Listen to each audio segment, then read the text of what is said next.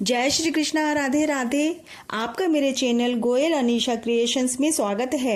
आज मैं आपके लिए देवशयनी एकादशी, जिसको पद्मा एकादशी भी कहा जाता है, की कथा लेकर आई हूँ। इस दिन भगवान विष्णु के क्षीर सागर में शयन की कथा प्रचलित है, जिसके अनुसार 4 महीनों तक भगवान विष्णु क्षीर सागर में शयन करते हैं और कार्तिक मास के शुक्ल पक्ष की एकादशी को जागते हैं। यह 4 महीने चतुर्मास कहलाते हैं, जिनमें विवाह, गृह प्रवेश आदि शुभ कार्य करना वर्जित होता है। आइए अब कथा को प्रारंभ करते हैं।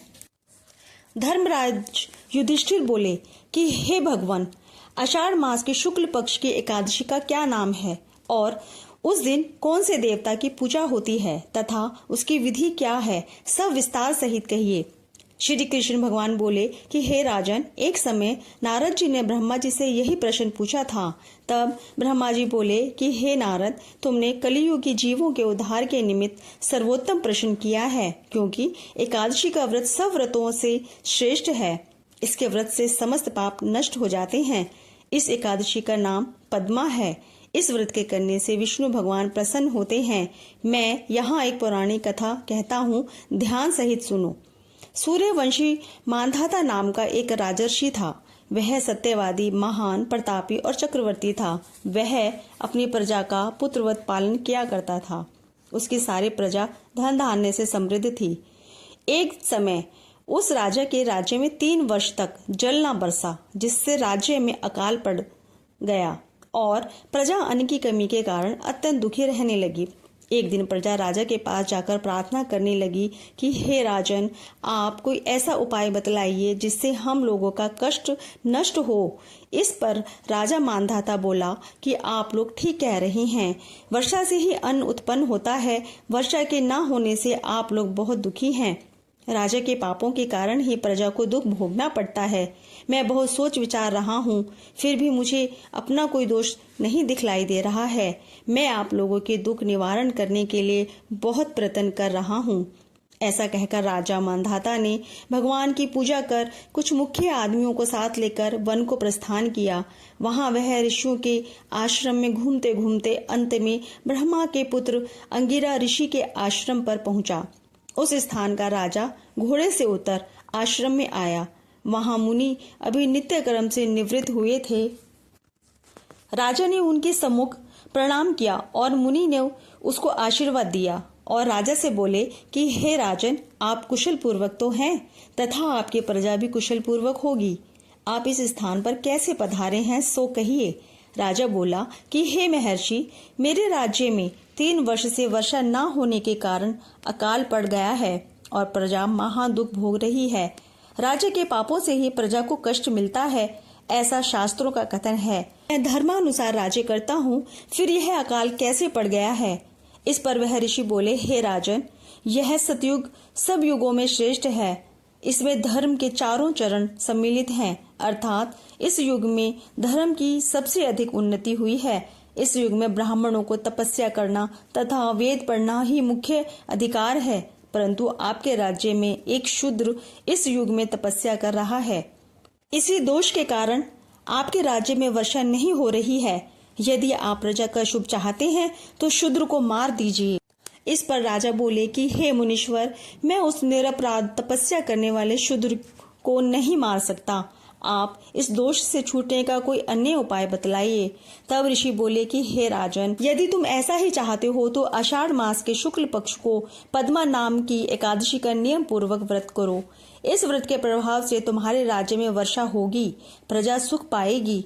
इस एकादशी व्रत व मुनि के इन वचनों को सुनकर राजा अपने नगर को वापिस आया और नियम पूर्वक पद्मा एकादशी का व्रत किया। इस व्रत के प्रभाव से राज्य में वर्षा हुई और मनुष्यों को सुख प्राप्त हुआ।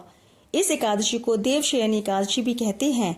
इस व्रत के करने से विष्णु भगवान प्रसन्न होते हैं, अतः मोक्ष की इच्छा करने वाले मनुष्यों को इस एकादशी का व्रत करना चाहिए।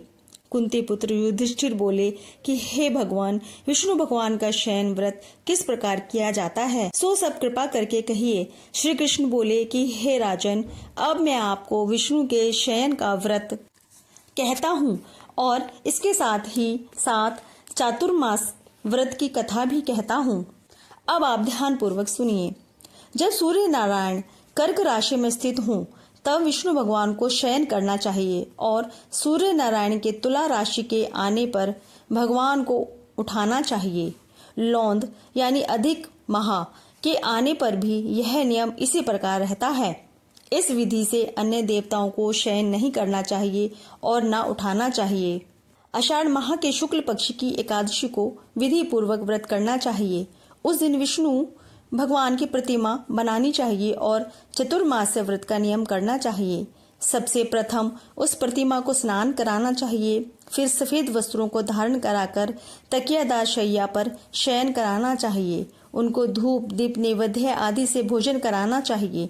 भगवान का पूजन शास्त्र ज्ञाता ब्राह्मणों के द्वारा कराना चाहिए। तत्पश्चात भगवान विष्णु की इस प्रकार स्तुति करनी चाहिए। हे भगवान, मैंने आपको शयन कराया है। आपके शयन से संपूर्ण विश्व सो जाता है। इस तरह विष्णु भगवान के सामने हाथ जोड़कर प्रार्थना करनी चाहिए कि हे भगवान, अब तक 4 मास तक शयन करें। जब तक 4 मास तक शयन करें, तब तक मेरे इस चातुर्मास्य व्रत को निर्विघ्न रखें। जो मनुष्य देव मंदिरों में रंगीन बेल बूटे बनाता है, उसे 7 जन्म तक ब्राह्मणों की योनि मिलती है। जो मनुष्य चातुर्य मास के दिन विष्णु भगवान को दही, दूध, घी, शहद तथा मिश्री के द्वारा स्नान कराता है, वह वैभवशाली होकर सुख भोगता है। जो मनुष्य श्रद्धा पूर्वक भूमि, स्वर्ण, दक्षिणा ब्राह्मणों को देता है, वह स्वर्ग जाकर इंद्र के समान सुख भोगता है और कीर्तिमान होते हैं। जो मनुष्य तुलसी जी धारण करते हैं और अंत में विष्णु भगवान के निमित्त ब्राह्मणों को दान करते हैं, वह विष्णु लोक को जाते हैं। जो मनुष्य चातुर्य मास्य के व्रत में भगवान के शयन के उपरांत उनके मस्तक पर नित्य प्रति दूध चढ़ाते हैं और अंत में स्वर्ण को बूरवा दान करते हैं तथा दान देते समय जो इस प्रकार स्तुति करते हैं कि हे दुर्वे, जिस भांति इस शाखाओं पर शाखाओं और छोटी शाखाओं सहित फैली हुई हो, उसी प्रकार मुझे भी अजर अमर संतान दो। ऐसा करने वाले मनुष्यों के सब पाप छूट जाते हैं और अंत में स्वर्ग को जाते हैं। चातुर्य मास्य व्रत के समाप्त हो जाने के बाद 2 गोदान करना चाहिए। यदि गोदान न कर सकें तो वस्त्र दान अवश्य करना चाहिए। जो ब्राह्मणों को नित्य प्रति नमस्कार करते हैं, उनका जीवन सफल हो जाता है और समस्त पापों से छूट जाते हैं। चातुर्मास्य व्रत की समाप्ति में जो ब्राह्मणों को भोजन कराता है, उसकी आयु तथा धन की वृद्धि होती है।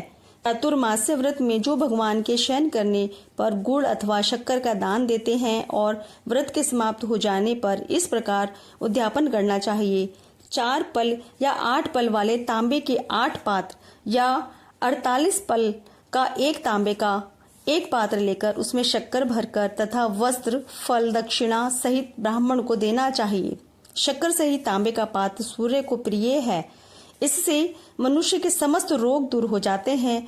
उनके दान के प्रभाव से बलवान, कीर्तिवान संतान उत्पन्न होती है और मनोवांछित फल देने वाली है। हे कुंती, इस चातुर्मास्य व्रत को करने वाला मनुष्य गंधर्व विद्या में निपुण और स्त्रियों को प्रिय होता है। जो मनुष्य चातुर्मास्य व्रत में ब्राह्मणों को शाक फल आदि देते हैं और अंत में यथाशक्ति दान, दक्षिणा, वस्त्र आदि देते हैं, वह सुखी राज योगी बनते हैं। शाक और फल देवता मनुष्य को प्रिय है, अतः उसके देने से देवता प्रसन्न होते हैं। चातुर्मास्य व्रत में जो मनुष्य मैथुन नहीं करता, वह बलशाली, यशस्वी और धनपति होता है तथा अंत में स्वर्ग लोक को प्राप्त करता है। जो मनुष्य इस व्रत में उत्तम चावल या जौ का सपरिवार भोजन करता है, वह स्वर्ग को प्राप्त होता है। चातुर्मास्य व्रत में जो तेल का प्रयोग नहीं करता तथा अंत में कांसे या मिट्टी के पात्र में तेल भरकर दान में देता है, वह मनुष्य विष्णु लोक को प्राप्त होता है। जिस दिन भगवान शयन से उठते हैं, उस दिन ब्राह्मणों को वस्त्र तथा भोजन दान करना चाहिए। यह समस्त दान वेद पाठी धार्मिक ब्राह्मणों को देना चाहिए। चोरी करने वाला, मद्यपान करने वाला, अगम्य गम्य करने वाला, मिथ्या बोलने वाला तथा अंत्याज्य करने वाले ब्राह्मण को दान देने से उल्टा पाप ही लगता है तथा नरक की प्राप्ति होती है।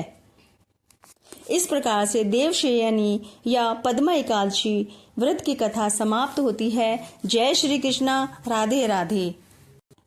मेरे इस वीडियो को ज़्यादा से ज़्यादा लाइक करें, शेयर करें और यदि आपने मेरे इस चैनल को सब्सक्राइब नहीं किया है तो आपसे निवेदन है कि मेरे इस चैनल को सब्सक्राइब अवश्य करिए और सभी प्रकार के व्रत व त्योहारों की कथाएं अवश्य सुनिए। जय श्री कृष्णा, राधे राधे।